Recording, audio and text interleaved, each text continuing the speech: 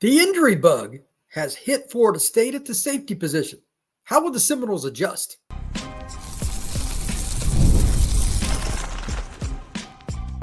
You are Locked On Seminoles, your daily podcast on the Florida State Seminoles. Part of the Locked On Podcast Network, your team every day. Welcome back into Locked On Seminoles. I am your host, Brian Smith, longtime college football writer and recruiting analyst. Thank you for making Locked On Seminoles your first listen each and every day. Truly appreciate you stopping in to talk some Noles with me. And today, the discussion point is one that is very difficult, but also very prudent. Injuries. Florida State, like every other team in the major college football level, has to overcome them. Just like the last couple of years, but at a different spot, because Florida State was hammered at the offensive line spots. They are now in the midst of a bit of a run at the safety position. The latest was Edwin Joseph, as announced yesterday. I haven't heard anything in terms of depth chart or exactly who's playing where, how many guys are moving up from the corner or nickel or anything like that. But overall, you can't lose not one, not two, but three guys at safety. For those that don't know, not just Joseph being out, but Shaheem Brown, who's your most experienced safety, sitting out spring. And you're also in a scenario where if Joseph and he's out, well, what about Hussey and all these? Well, by the way, Conrad Hussey has been out. So in a defense under Coach Tony White, where you have not one, not two, but three guys that start at safety in your base, you have three players out. Now, that doesn't mean those would be your starting three, but Brown's pretty much a lock. Joseph had played nickel and started some. He'd been a guy that played a lot of reps and been a key contributor in regards to special teams. Conrad Hussey had played quite a bit. So you got three veteran players all banged up, and they're expected to be back for fall. But how do you go through spring, the very first spring, for Coach White and Evan Cooper, the new safeties coach, with three guys out? That's almost an impossible question, but that's the task you have. Sometimes it's just unexplainable how injuries go in one big bunch at a spot. And I don't know why that is. Every baseball team, basketball team, football team kind of goes through it. But I want to share a couple of things based on this that I think are very, very important. As I've noted many times, Florida State's deepest position is the secondary overall, corner, nickel, safety. They've got a lot of talent there, a lot of young guys. Which player do I think will step up the most or give them the best chance to probably move him around and try him at different spots? I would guess Kai Bates, because I know Kai, and he's a really intelligent kid. He was right around a 4.0 student at Edgewater in Orlando, and he's a kid that's also roughly 200 pounds, so he could play nickel, he could play safety, or he could play corner. He's a very unique football player. But after that, like, you're still guessing. So the good news is with three players out again, Quindarius Jones probably doesn't need a ton of reps. So a lot of the younger guys, Ricky Knight will certainly get a lot of reps. Max Redmond, Ashwin Baker, Jabril Rawls. They've been excited about Shamar Arnaud, the freshman that came in from Carrollton. And I loved him in high school. He was so long. I'm like, not many kids look like this and run like he does. So Florida State was fortunate to flip him from Auburn. And then, of course, there's Charles Lester. There's KJ Kirkland. How do you mix them in? So here's my guess. I've got 2 points I want to make. Number one, I already mentioned that I think Kai Bates is the guy that he's the Swiss Army knife, in my opinion, as far as his skill set. We'll see what he can do. But I also think that they're going to have to try multiple guys at nickel. And it's a very unique defense they run with three safeties in the back. But they're going to have to try multiple guys in the back end, some of which play some corner.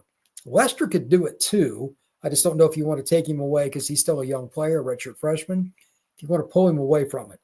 But if it's not Lester, which other guys do you do? Because you can't just play walk-ons in spring with the first spring practice and installation. That is really unfortunate. Like, that is really bad because the safeties are setting up the defense. You need your guys in there. So does Rawls play some? You've got to cross-train somebody. Which player is it? We'll find out a little bit later. I'm sure that Norvell at the end of spring will talk some about that. But that's probably the biggest question I have. Who's cross-training at safety that was only really playing nickel and or corner prior to this run on injuries? Secondarily, Does anybody move to safety that's maybe an offensive player? It's not out of the question. And I don't have any insight onto that. And I'm just completely speculating here. Again, in this defense, if they're running it the way they did at Nebraska, you're going to have 3 safeties out there a lot. And that's kind of your base. So unless you're going up against a team that just uses a lot of smaller receivers and you take out a safety for another pure corner, you're going to need that. But you also need it before this next season because you need a bazillion reps with these guys learning the playbook and just operating together. So I think they're going to move somebody. Maybe I'm wrong on that. But right now, the depth chart is just not where it needs to be in terms of overall bodies. It's nobody's fault. But this is how you find out if your coaching staff understands how to evaluate their own roster. That's the first thing you always got to do. Because then you can set your recruiting board, your transfer board, and you can kind of figure out, okay, this guy can hack it here or not. And of course, then again, when injuries happen or somebody transfers unexpectedly, you've got to have a plan B. And that's where Florida State's at. This is really, really important because the next week or so, you're going to have a scrimmage that's a really important one with hitting, and they're supposedly hitting and being a little more physical this spring anyway, but you always hear that stuff. How does that work out? I don't know. I'm just really curious because as we've talked about many times here already in the last week or so, Norvell is not really allowing anything out of spring practice. Like I was just going through some of the player interviews and they are just completely avoiding questions that would give any remote hint about who's playing well. It's, they're all good. They're all stars. And yeah, you can tell they have been told not to say anything. I mean, they've flat been coached not to say anything. It's pretty bad. So we're guessing here. My only concern with that is if that's the case, what should our expectations be? Maybe somebody that we didn't expect to will step up and be really good. Maybe it is Max Redmond, but if it's not, it's going to be a shock because that first game is against Alabama. And I guarantee you that despite their really wacky up and down passing season last year, Kalen DeBoer's offense for 2 years in a row will not struggle to throw the ball. So I'm hoping that these injuries are just minor and these reps that they're missing this spring will not cause any further problems. And again, based on all intel, all 3 of these guys should be back in the summer, but missing spring is not ideal. With that in mind, a couple of notes, a guy that might be a player and I've left him out of this discussion to this point on purpose, that might be a player that is the jack of all trades because he's moved around a little bit in his career anyway, is Earl Little Jr. I watched some of his press conference and he said something that made me literally clap. You don't hear this very often in college football, Florida State or otherwise anymore. Somebody asked a really poignant question. He's the one guy that's pretty blunt. Little said that when he was asked about why didn't you leave when the coaching situation took place, both coordinators, got a new safety coach, blah, blah, blah. And he's like, no, I wanted to turn around. I want to get Florida State back on track. He was almost offended. No, he wasn't mean about it, but he was almost offended that somebody would suggest that he wasn't going to work it out at Florida State and get the Noles back on track. And I'm like, you don't hear that very often in college football anymore. The team struggles a little bit, or even for a second anymore. People jump ship, man. The rats get off the ship real quick. And it's refreshing to hear it. And he's played different spots, Rover, and how they align that. I don't know all the different things in their defense yet, but he's changed positions. He's played nickel. He has played some safety. He's played some corner. Obviously, he's a guy that fits into that discussion I just talked about a minute ago. And again, I did that on purpose, but he's the one that they know they can count on. Now, who are the depth pieces? Again, I still think Kai Bates. I think Hussey could be. Maybe it's Barker. I don't know. But they need somebody else that is very savvy in understanding not only their role, but being able to help call the defense because they use 3 safeties. So I'm a little concerned about it. But again, hats off completely to Earl Little for that. And I'll talk more about him in a second because he deserves it. His press conference was pretty good. And then we're going to talk a little Thomas Castellanos. I was shocked by his press conference too. And then to finish up the show, We're going to talk about a 2027 commitment for the Noles. That's all coming up next here on Locked On Seminoles.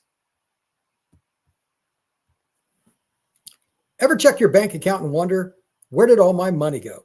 Between dining out, online shopping, and entertainment, it's easy to lose track. That's where Monarch Money comes in, your personal CFO, giving you full visibility and control over your finances. Monarch Money isn't just a budgeting app, it's a complete financial command center. You can track all your accounts, investments, and spending in one place, so you stop just managing your money and start building wealth. When you use this, you find out just how much you're spending on all the items that add up quick, whether it's spending too much on Uber, food delivery, or any other little thing that you probably don't need. Monarch Money can help you, and it can also help you and your partner because you can put all your stuff under one app so you can set goals and begin building your wealth. Take control of your finances with Monarch Money. Use code LOCKEDONCollege at monarchmoney.com for 50% off your first year. That's monarchmoney.com, code LOCKEDONCollege for half off of your first year.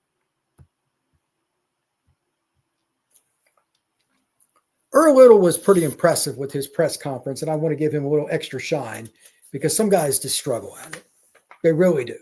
And public speaking is not exactly first on the list for most people. And in fact, outside of dying, it's pretty close to the top of the list for things they don't want to do, like literally. So one of the things that I thought was interesting is he's a kid. Again, he's played corner, he's played nickel, rover, whatever you want to call these. And everybody's got different names for different spots, free safety, strong safety.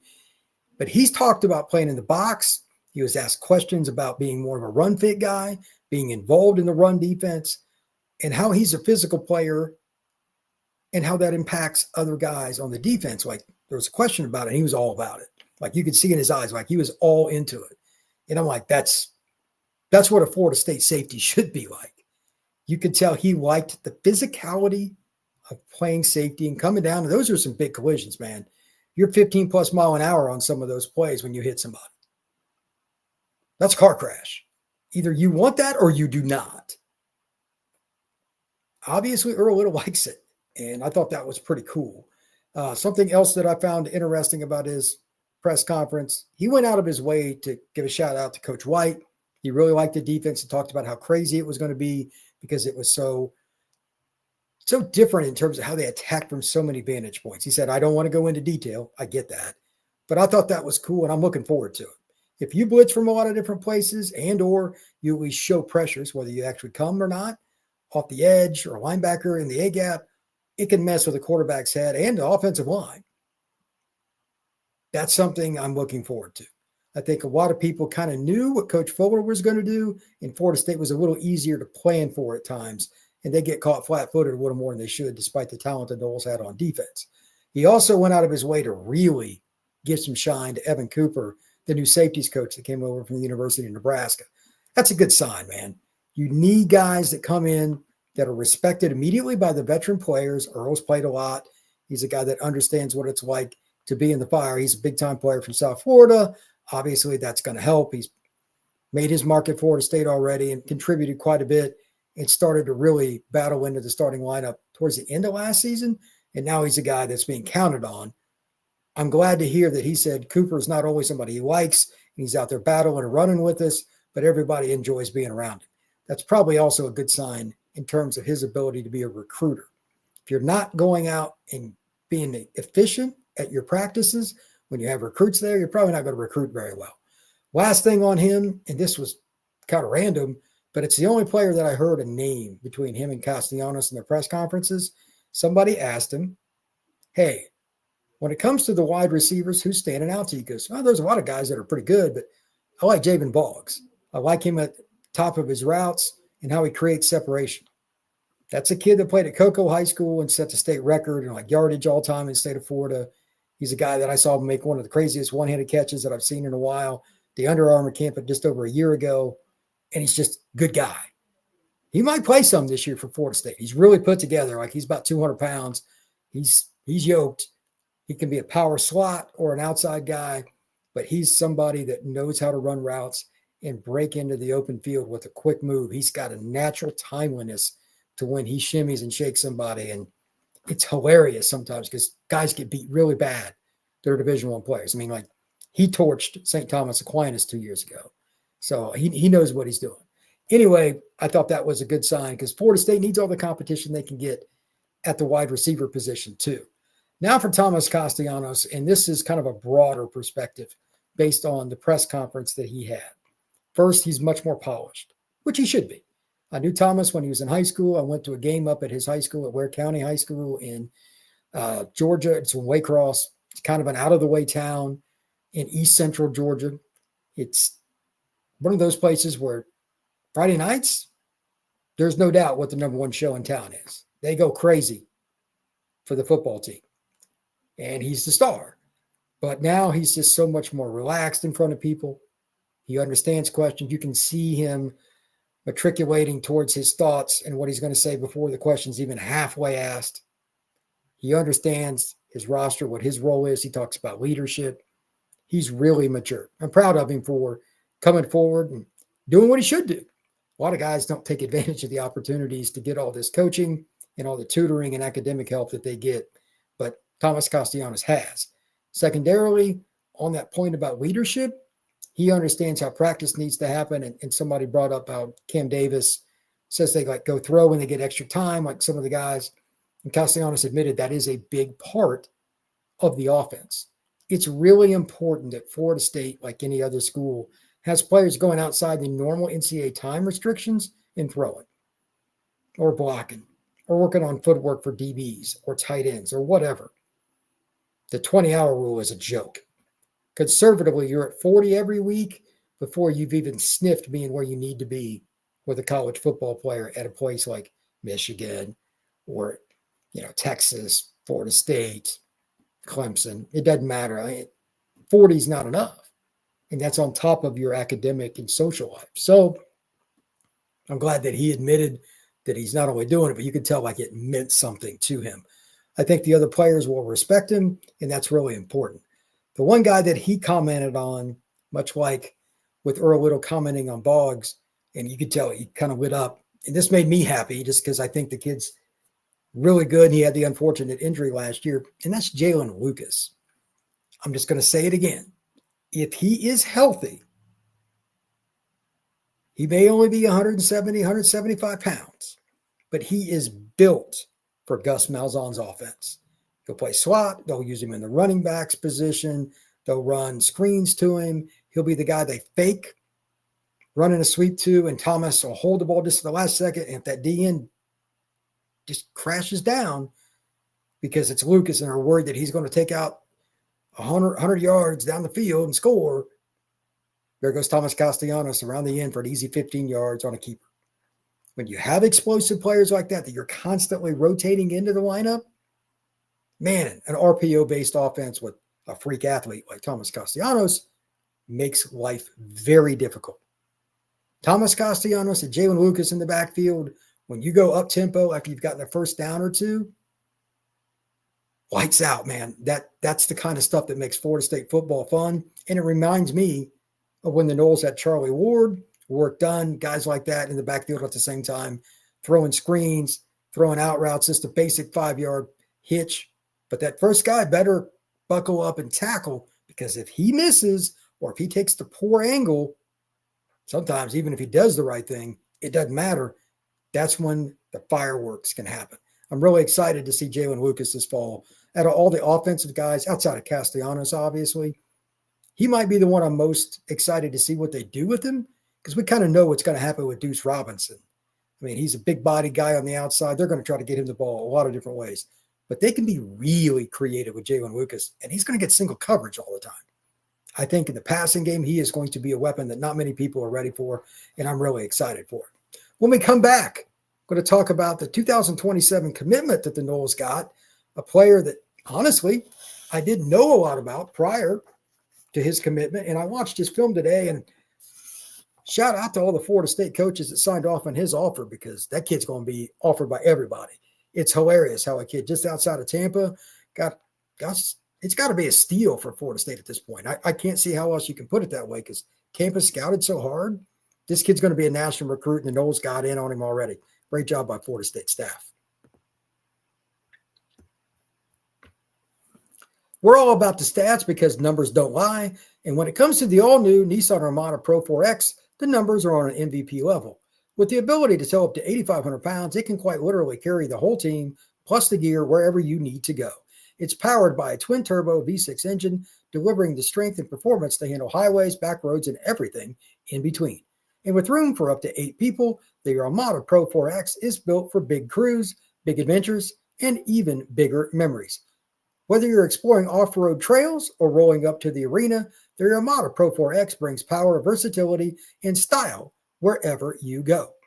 Take your adventures to new heights in the all-new Nissan Armada Pro 4X. Learn more at nissanusa.com. Mekhi Williams, welcome to Florida State football. Out of Lennard High School, just a little bit south of Tampa, right off 41, Ruskin, Florida. This is the spot where a lot of people have retired and that area has blown up, but it's kind of forgotten about a little bit in a recruiting sense. Well, this kid's really good. And again, I knew nothing about him. He's a class of 27, so he's a rising junior, not sophomore, a rising junior this fall, sophomore right now. But Florida State's got to go through 2 more seasons of him in high school ball. And I'm going to guess, based on his film, that they're going to have to fight off a lot of suitors. I watched his film. I posted some of this on my FB Scout Florida account on X, etc., and on the Locked On Seminoles account too. Length, timeliness, fantastic hands. One of the things that drives me nuts about free safeties and corners is oftentimes they do all the things that are right and they don't catch the football when they get an easy pick. This guy's got absolute Velcro for hands. And he's probably, even though his length and all that is incredible, you could at least argue length. You can't teach length, so it's probably his most important trait. But the thing that I liked best about his film that I was surprised about, because he, again, last year he was a sophomore, Mekhi Williams, he would read the quarterback like he was waiting on stuff right and left, whether he was playing single high, cover 2, whatever he was doing, down in the box, blitzing. He had a natural knack for understanding the play. Sophomores in high school don't normally play that way, even elite players. It's more God-given ability. That's why I also think, again, this is going to be a national recruit. There's just really no way to say it otherwise. Mekhi Williams will be a national recruit because 6'2", 175 pounds, the way he runs, his length and all that, combined with his intelligence, is not an everyday occurrence. Florida State got a flat-out steal here to get him early. Now, can they hold on to him and all that? That's called the recruiting game, and we'll go through that over the next 2 years. But an elite player this early, heck yeah. It's their second commitment, and it's one that I'm very, very impressed with. The only things that, like, I was looking at him and watching, I had some fun questions that I wrote down. Could he play corner? He's 6'2", 175, and they pretty much at Lennard High School, Mekhi Williams is playing almost exclusively zone. So I'm not sure if he can play corner because at the elite level, you have to be able to sometimes basically tell the quarterback, okay, we're going to play 1 here. Cover 1, man-to-man, can you do anything against us? He looks like the kind of guy that can, and his back pedal and speed turn are good, but can he flip his hips and make it happen in man coverage if he's at corner? I don't know. I would love to see him in some of those drills. I would imagine he can, but again, he plays safety. Secondarily, ironic question because of what's going on with Florida State secondary right now. Can he play nickel? I think he could. There's a couple of plays, including the very first one on his quick cut film. He's blitzing off the edge. There's a play, comes across the field and tackles a guy shot out of a cannon. He's got really good speed in the open field. And finally, he's just not afraid of contact in general. He was pretty darn good in the box. Plays most of the time in the deep secondary. But Mekhi Williams was really good when he did come down. So a versatile athlete. Maybe he can play corner. There's not a lot of film to give me justification to say for sure, but I think he can based on his athleticism. Nickel, I'd be shocked if he couldn't, because you could always blitz him and use him at least in some situations. So that's good. And then finally, is he going to gain the weight and just keep progressing like he has to be an impact recruit? Right now, I would lean yes. But again, he's got 2 more years of high school football. That's a long time. Maybe Mekhi Williams kind of figures it out at one spot and just concentrates on it. And then just, there's no doubt that he's going to be an impact guy. But I have a feeling Lennard High School is going to use him in a variety of ways. And he's going to be a guy that ends up playing a whole bunch of football, whether it's receiver, nickel, quarterback, running back. The next 2 years, I imagine they're going to use him a lot. So we'll see what he can do.